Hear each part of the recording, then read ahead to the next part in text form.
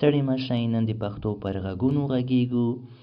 په پښتو کې 3 ډوله غږونه دي: خپلواک غږونه، بېواک غږونه او غبرګ غږونه. راځو خپلواک غږونو ته. خپلواک غږ چې په انګریزي کې ورته واول وایي، هغه غږونه دي چې د دوی ویونګ یا د ادا په وخت کې د هوا جریان په خوله کې هیڅ ډول خنډ سره نه مخامخېږي. په پښتو کې 7 دانې دي: زور ا، زورکی ا، اوږد واو او، لنډ واو او، الف آ، اوږده یې ای او څرګنده یې ای. بېواک غږونه.